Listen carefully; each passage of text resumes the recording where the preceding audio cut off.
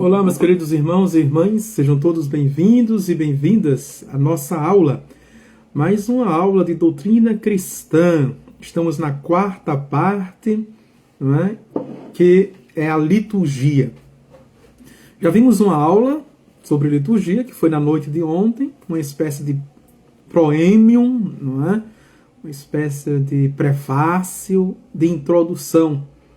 E também já falamos, já adentramos no culto. E nesta aula, que é a 47ª aula do nosso curso, vamos para lugares do culto, né? Vamos ver a disciplina primitiva, vamos ver as basílicas, as igrejas, os oratórios nesta aula, a forma da igreja, a forma arquitetônica, a forma sacra, consagração e bênção da igreja, edifícios anexos à igreja, não é? Depois vamos adentrarmos nas particularidades, né? Como o altar, ambão e outros utensílios que compõem o espaço litúrgico, o espaço sagrado. Pelo sinal da Santa Cruz, livra-nos Deus, nosso Senhor, dos nossos inimigos. Em nome do Pai, do Filho e do Espírito Santo. Amém. Que o Deus de toda a consolação, que quer salvar todo ser humano, esteja convosco. Bendito seja Deus que nos reuniu no amor de Cristo. Pois bem, vejam, vamos para lugares do culto, né? Lugares da liturgia, o espaço sagrado, o sacro, disciplina primitiva destes lugares. Embora possamos prestar a Deus culto em qualquer lugar, atenção, possamos, não é? E devemos a Deus, veja, em qualquer lugar. Houve em todos os tempos lugares determinados onde os homens honraram juntos a divindade. Assim, no Velho Testamento, o próprio Deus ordenara a ereção do tabernáculo em que era guardada a Arca Santa, e logo a seguir Salomão edificou o Templo de Jerusalém.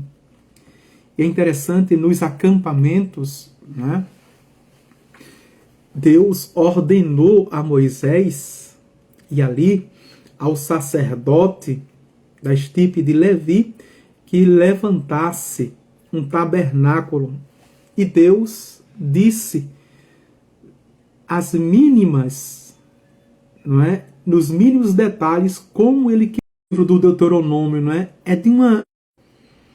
Deus sai como ele quer. O seu templo, a sua casa, os materiais, os objetos sagrados, as cortinas, não é? A madeira, até a madeira para a construção do templo, não é? O seu tabernáculo. É muito encantador, muito interessante. Daí, fundamentalmente, não é? Nós já entendemos que Deus, apesar que devemos, né, que ele disse, os verdadeiros adoradores me adorarão em espírito e em verdade, mas ele quis um lugar. A Arca da Aliança, para colocar as 2 tábuas da lei, os 2 querubins, né, a tenda, o templo, ele quis. É a vontade de Deus, tá certo? E onde tem um templo sagrado, não se troca. Né? Eu tenho a minha matriz, eu não vou rezar na frente dela. Eu vou rezar na frente dela. Ah, padre, tem muita gente, não é? As pessoas, graças a Deus que tem muita gente, mas cabe tudinho dentro do espaço celebrativo. Cabe tudinho do espaço sagrado, né? É Deus não trocar um terreiro. Se não tem, a gente celebra no terreiro, não é? Se não tem uma capela, eu celebro numa escola, eu celebro numa casa. Veja, eu celebro até no cabaré, se não tiver, mas que seja digno. Que seja digno, entendeu? Mas se tem um oratório, se tem o espaço sagrado, eu não posso trocar. Eu não posso trocar. Né?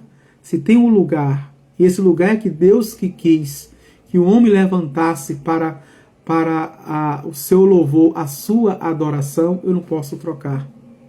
Tá certo? Vamos lá. E isso também vai nos educando na nossa casa, não é?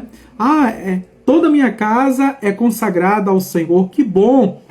Mas na sua casa você deveria ter aquele espaço, o seu oratório lá, onde você coloca essa imagem. Tem pessoas que gostam de imagem, mas coloca, né, junto à cabeça de bode lá, não é? Cabeça de cavalo que compra como ornamentação, o elefante, coloca junto das outras coisas, né? Coloca junto da baiana, porque é folclore, porque isso eu comprei lá em Caruaru, eu fui para o sertão, eu trouxe, eu ganhei. Não, faça o seu oratório onde só tem as suas imagens sacras, o seu crucifixo, a sua imagem dos santos de devoção, ou dos anjos e Nossa Senhora, que seja ali sagrado, que acenda uma vela, não é? Que vem de velar, veja, deixar essas velas de sétimo dia num castiçal, que não tem perigo de um acidente, de um incêndio, ou seja, que aquele espaço dentro da sua casa, quando você quiser rezar, seja um espaço acolhedor. É interessante que hoje se pensa em tudo, não é? Se pensa em tudo hoje. Hoje está se pensando, não é? Quantos filhos tem? Então, quantos filhos? A casa, eu quero ter 2 filhos, 2 quartos. Né? E um quarto para hóspede, 3 quartos. Veja, aí os outros cômodos a sala da televisão, a sala do som, né? E para isso, a sala de estar. A gente pensa tudo, mas quando a gente vai construir a casa, a gente não pensa numa capelinha dentro da casa. Não é para ter o Santíssimo dentro da sua casa, mas a capela que tem as suas imagens, tem o seu oratório, né? Lá em Ribeirão, eu fui celebrar, foi o ano passado, eu acho que foi o ano retrasado, se tem aqui alguém de Ribeirão, não é? Eu fui celebrar o Cerco de Jericó, acho que foi o ano passado, fazer um ano. Vou celebrar agora em outubro de novo, próximo mês. E eu fui jantar numa casa, não é? E aí, muito modesto, o casal, ele disse: padre, venha abençoar, né? O padre Leandro não teve tempo, mas o senhor está aqui, eu vou aproveitar, venha abençoar o meu oratório. E eu pensava que era uma mesa com as imagens. Quando eu cheguei lá, eu fiquei encantado. Uma capela dentro da casa. E depois a família, as 2 filhas com o casal, começaram a contar, dar o testemunho como é a rotina, não é? Eles passam lá todos os dias, fazem as suas orações, tem aquele momento, reza o terço em família, lá naquela capela, dentro da casa, não é? Fazem as meditações, cada um tem a sua meditação, aí vai lá, quando está agitado, entre eles mesmos, quando se desentende, vai lá, fica, reza. A reconciliação é lá, é um lugar de aconchego, um lugar de encontro. Veja. E isso é bíblico, por quê? Porque os 40 anos do povo de Deus que passou no deserto, Deus, além dos acampamentos dos clãs, das famílias, Deus também armava o seu acampamento fora do acampamento do povo. Quando o povo queria rezar, saía e ia lá no acampamento, fora do espaço. Tem um lugar do encontro, tem um lugar da experiência do divino, do sagrado. Isso é importante para nós. Mas pergunte aos católicos, aos cristãos, né? Nem pergunta aos protestantes, que ele não tem isso não. Mas nós que temos isso. Qual é a família que, quando pensa em construir a sua casa, qual é o casal que está namorando, que está noivando e pensa ao comprar um apartamento ou a construir uma casa, pensa nisso? Difícil. Difícil. Então, o lugar do culto, o lugar da oração, o lugar do encontro com Deus. Com os apóstolos se haviam reunido no cenáculo, isto é, na sala de uma casa para rezarem e prepararem ser revestidos da virtude do alto com a descida do Espírito Santo. Ali também os primeiros fiéis, para celebrar sua liturgia, se reuniam pelas casas privadas, onde uma sala a tal fim se destinava à comodidade do culto. Veja, assim, a casa de Marcos em Jerusalém, Atos capítulo 12, versículo 12, a casa do senador Prudente e outras em Roma, etc.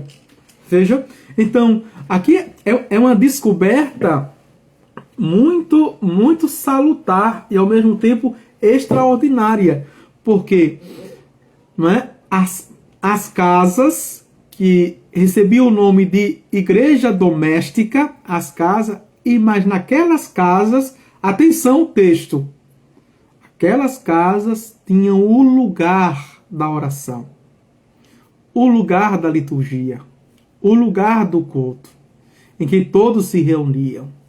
Dá para entender?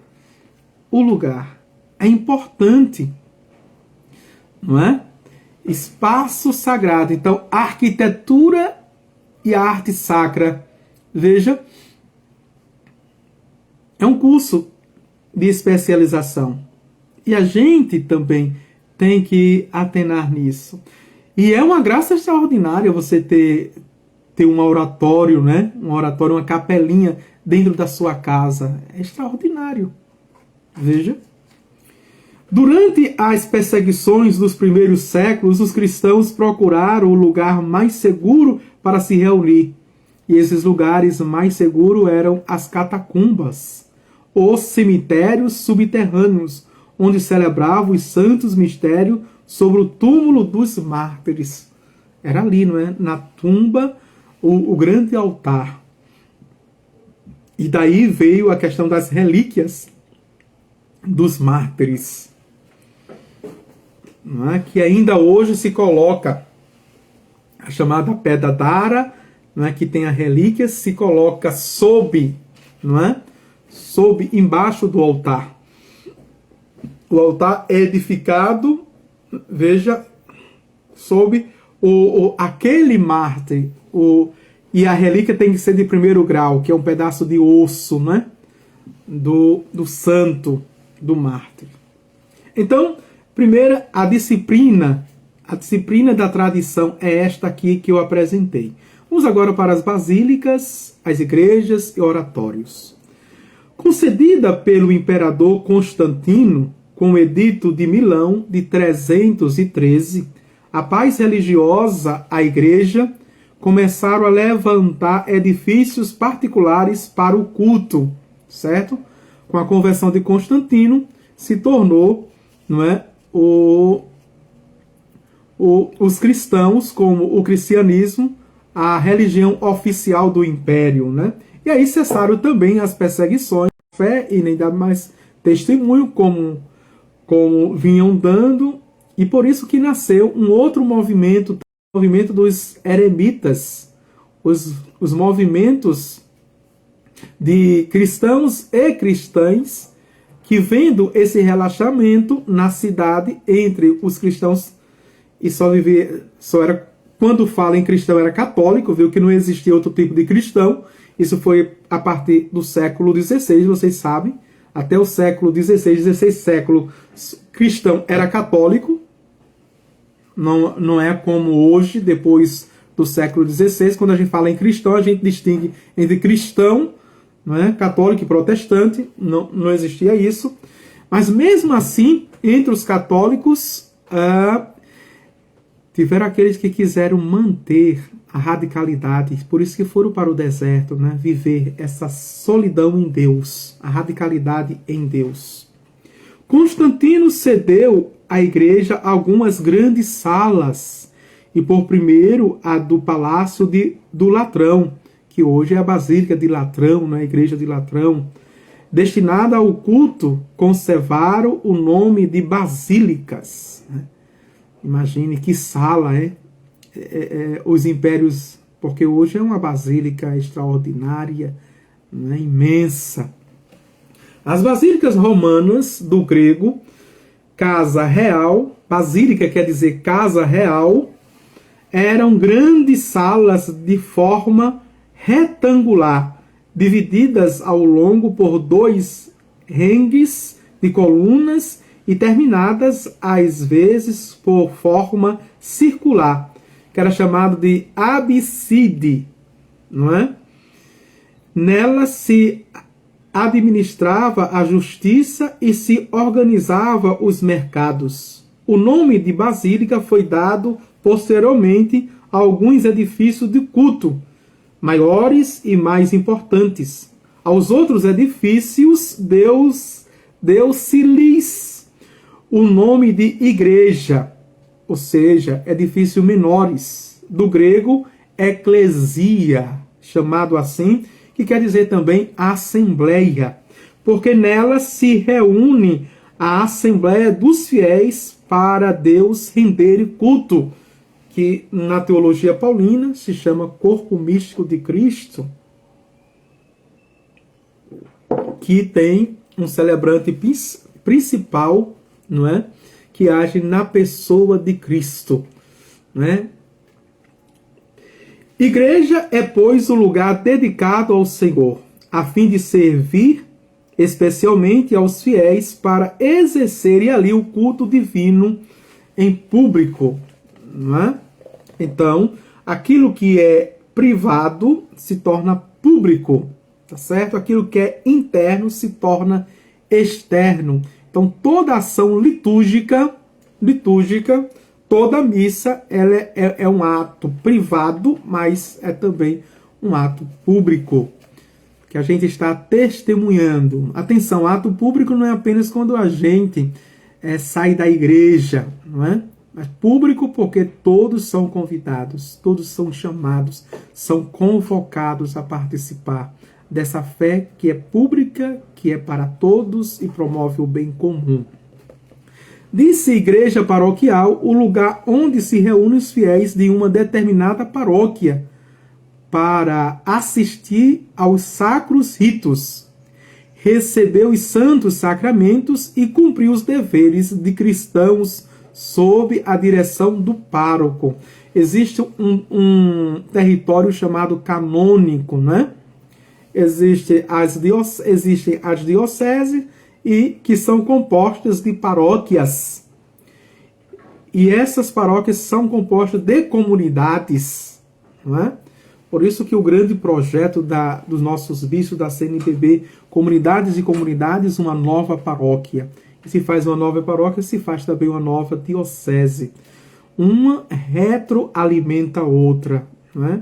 Como as dioceses, esse órgão da CNBB, não é? Que é justamente a comunhão de todos os bispos, que temos aqui também a comissão latino-americana, não é? Continental, que os continentes, não é? Tudo vai convergindo assim para chegar na sede da nossa igreja em Roma, ao nosso Papa, que governa e administra de lá com seu corpo cardinalício, né? O cardeal ajuda o Papa a administrar também toda a igreja. Vejam, por isso que o pároco, voltando, o pároco, ele representa juridicamente o bispo. É o bispo que administra e governa toda a sua diocese, e os párocos o representam nas paróquias. Os fiéis devem frequentar a igreja paroquial, porque é o lugar onde se lhes devolve a vida espiritual desde o batismo, com que nasce a a vida da graça, até as honras chamada, não é? Nasce e morre, as exéquias, por exemplo, que a igreja tributa aos mortais, despojos dele, quando passarem para a eternidade. Difere das igrejas os oratórios, pois, embora destinados ao culto divino, não são principalmente para o uso de todos os fiéis.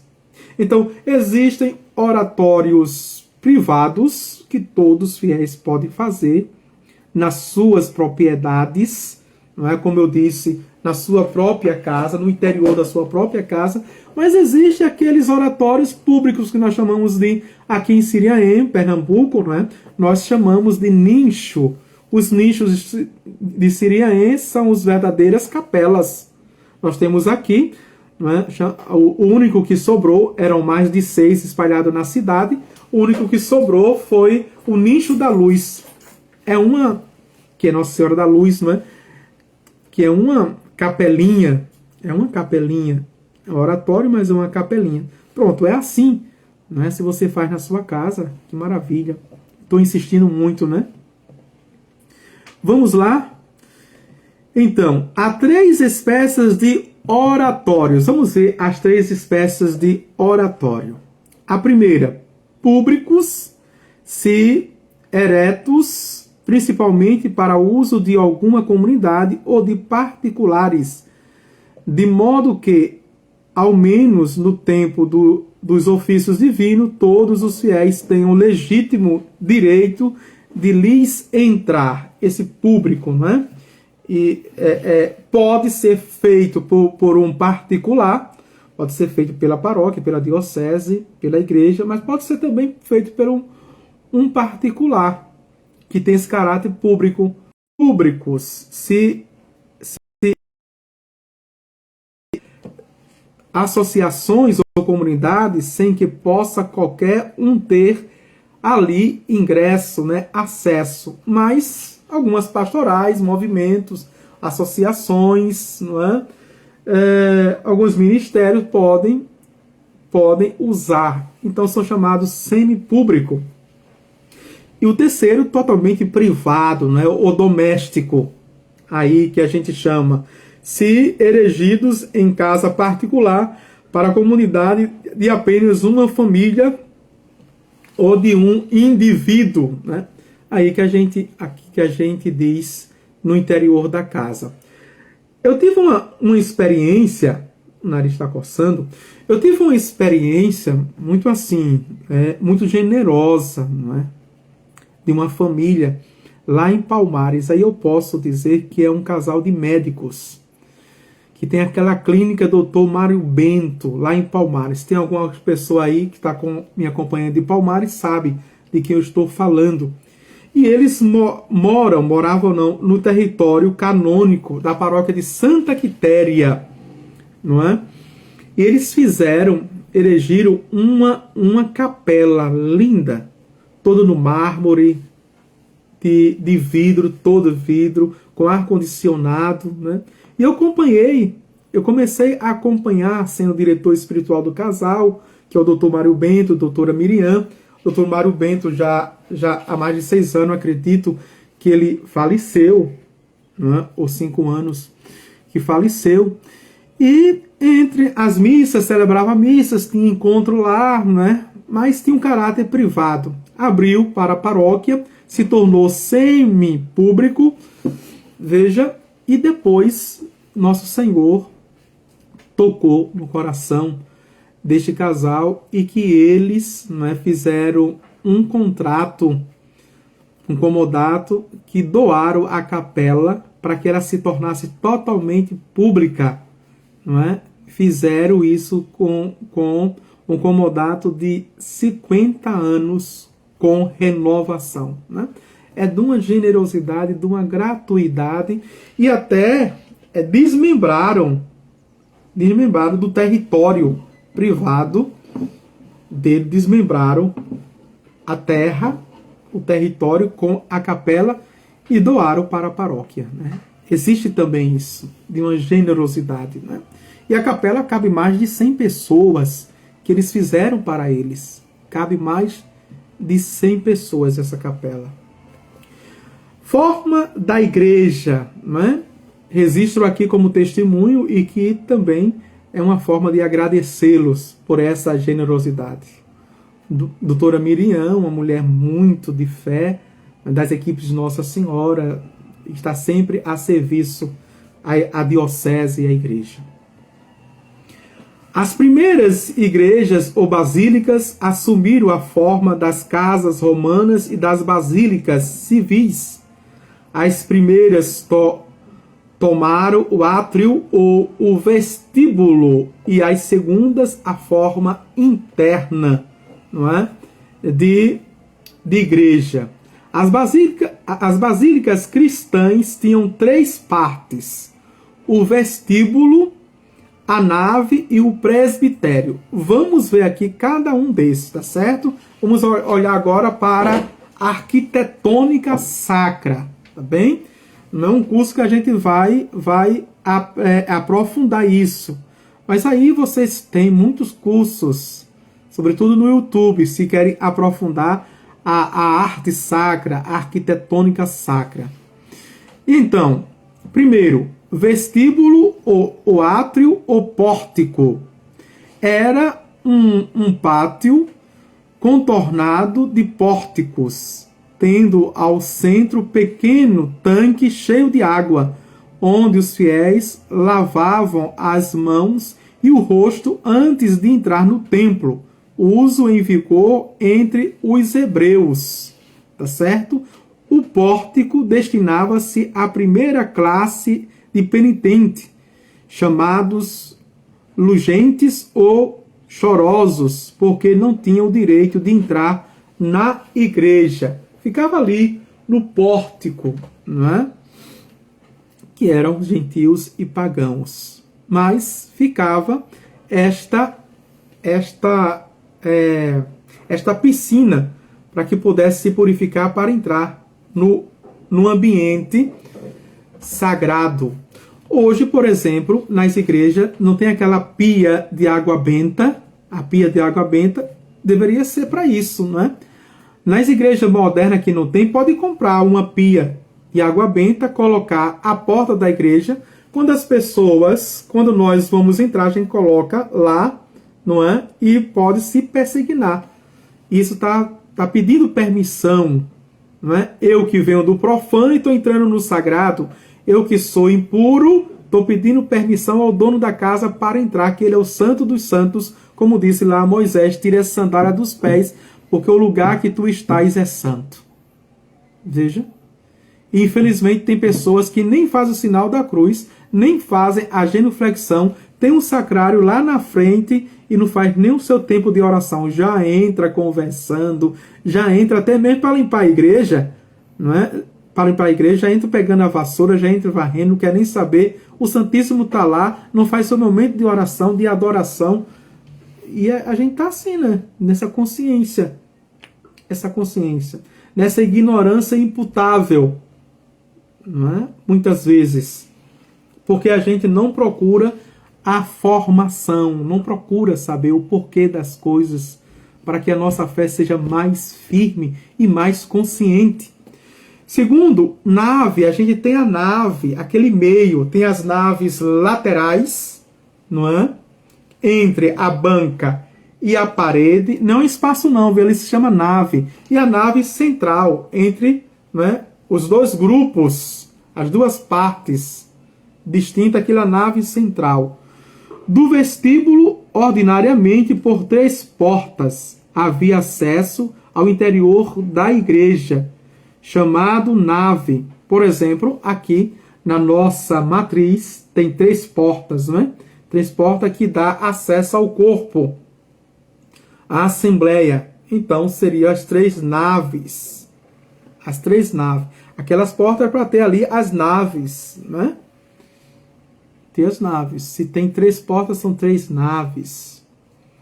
Porque geralmente tinha a forma de nau, voltada para baixo, com a proa figurada pela abside e a popa pela fachada a recordar a Arca de Noé ou nau de São Pedro, a navegar entre os escolhos do mundo para o porto da eternidade. É interessante, veja aqui como é interessante, né? Se tinha, porque a arquitetônica deveria ter, veja, o mesmo sentido, a mesma arquitetônica, a mesma estrutura da Arca de Noé, né? Ou da nau do remo de São Pedro. Porque isso é teologia, para dizer que aqui a igreja é essa grande barca que está no grande mar do mundo, não é? E ela está navegando para a eternidade. Aqui.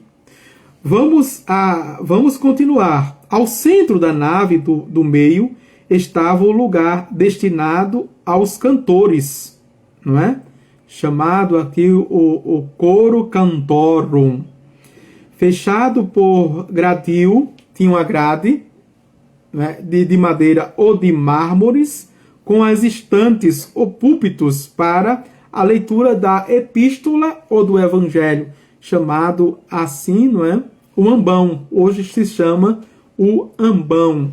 Tinha toda uma estrutura, já pensando no coro, já pensando nos púlpitos, já pensando nos ambães. O terceiro, o presbitério, era a parte mais alta, destinada ao clero, terminada em absinte, não é? Um pouco oval assim, e vai, ela é larga, vai afunilando assim, né? Um pouco oval. Se chama o absinte ali. Com a cátedra do bispo e em torno os assentos para os ministros sagrados. Ao centro do presbitério jazia o altar, coberto do simpório ou dossel, sustido por 4 colunas, como nós temos aqui, né? Nós temos a nossa arquitetura, veja, temos o altar, porque se celebrava na frente para Cristo, para o Oriente, não é?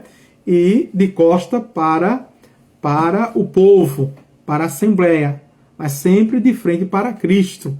Veja, tem aquele altar, tem o sacrário, tem as 4 colunas e no centro a cruz, o crucificado ou o padroeiro central. E nas duas laterais, entre porque 2 colunas assim, né, que dá o formato central, que diz o crucifixo, a imagem do padroeiro e o sacrário. E as outras 2 colunas, então entre as 4 colunas ficava mais 2 santos laterais, que seriam os copadroeiros, não é? Isso, Jeane Mendes, padre, é muito linda a Capela Nossa Senhora de Fátima. Eu tive a graça de assistir missa na igreja Nossa Senhora de Fátima. Saudades quando o Senhor era pároco de Santa Quitéria. É verdade. Oh, que maravilha. Jeane Mendes, Deus abençoe. É isso mesmo.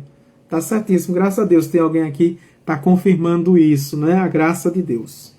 Tá certo? Então tem esta estrutura chamada estrutura sagrada. A forma antiga das basílicas sofreu modificações com o andar do tempo.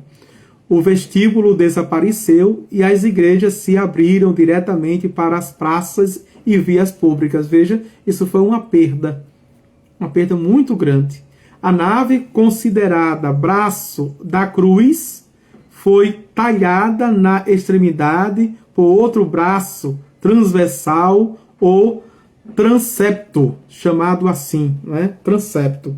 Se vocês aqui sobem no coro, né, de cima, vocês vão perceber na nossa arquitetura aqui que é uma cruz, não é? Tem a nave central, que é o braço vertical, e depois tem esse transepto transepto, que é a haste horizontal, que dá um formato de cruz. Desde a porta até o absinto, lá, não é, tem a haste vertical, não é? E depois ali onde fica o ambão e a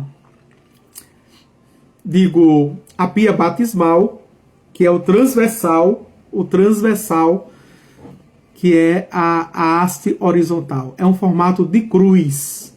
Então se pensava tudo, não é? Não era simplesmente vamos fazer uma capela, vamos fazer uma igreja. Se pensava a questão da tradição, da teologia, para não se perder. Assim a igreja tomou a forma de cruz. Disse cruz grega, quando os braços são iguais. Em muitas igrejas, o altar foi colocado ao fundo do abside, em lugar do sólio episcopal. O sólio episcopal, não é? E é muito interessante, veja, tudo tem uma linha lógica, não é? E se a gente pensar nisso, já evangeliza a gente. Geralmente quando a gente entra numa igreja, entra no templo, a gente olha para a beleza das imagens, não é?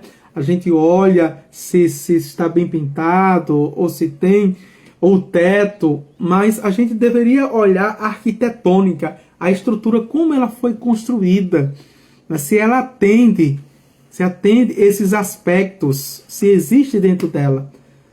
E aí vem a tradição todinha, que de fato é uma igreja, que nós estamos dentro de uma igreja católica. Vamos ver agora a consagração e bênção da igreja, não é? Na lei antiga, Deus quisera que o templo fosse dedicado com cerimônias especiais, e de tal dedicação se fizesse cada ano as comemorações. Mal os cristãos pudessem ter lugares especiais dedicados ao culto, consagraram-nos a Deus com cerimônias especiais. Encontramos assim, na atual disciplina da igreja, que antes de edificar novo templo, é benta a pedra fundamental, o sacro edifício, antes de entregue ao culto público, é consagrado ou simplesmente bento. A sagração difere da bênção. Interessante aqui, não é? O que diz o texto? Veja que antes da construção se tem a pedra fundamental. Se abençoa a pedra, abençoando, não é? Abençoando o terreno, se abençoa aquela pedra fundamental. Ao ser construído, terminado, antes de abrir as portas para o culto público, se abençoa ou se consagra. Certo? Vamos ver aqui essa diferença de abençoar o templo e consagrar. Porque a sagração somente pode fazê-lo o bispo, enquanto a bênção pode ser dada por simples sacerdote. Tá certo? E pode ter as duas coisas. O sacerdote pode abençoar uma capela, não é? E depois chama o bispo para consagrar o altar. Consagrando o altar, se consagra também a capela, o espaço celebrativo. Segundo, porque na primeira se emprega o sagrado crisma, não é? O bispo tem um crisma, o óleo dos catecúmenos, e o rito é muito mais solene, constituído por grandes cerimônias que encerram significado simbólico. Na consagração das igrejas fica memória nas 12 cruzes afixadas ao longo das paredes, e diante das quais, no aniversário da sagração, fazem arder uma vela. Tá certo? Então, na consagração, a bênção é simples uma bênção. Tem uma oração, tem uma cerimônia dentro da missa, que o sacerdote abençoa todo o templo, abençoa o altar, abençoa o ambão, tem a aspersão, tudinho.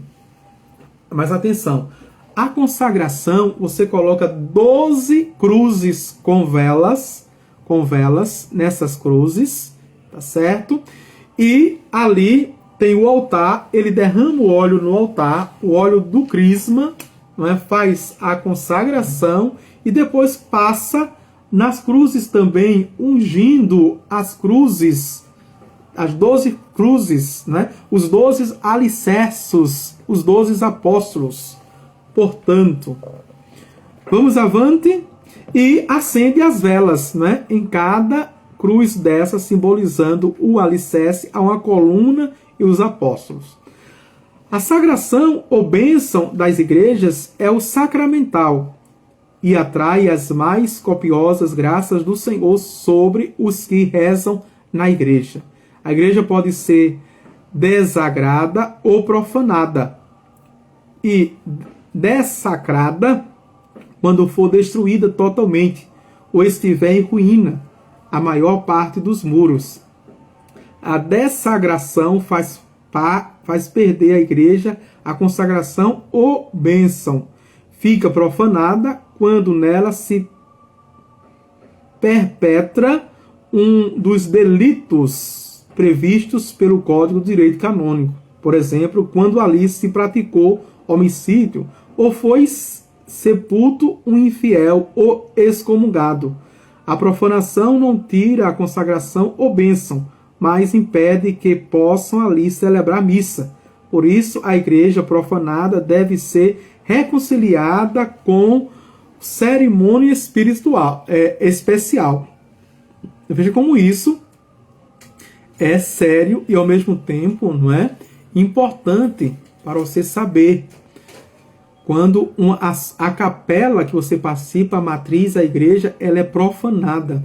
Só poderia celebrar a missa quando se fizer um rito de reconciliação ou de desagravo, não é?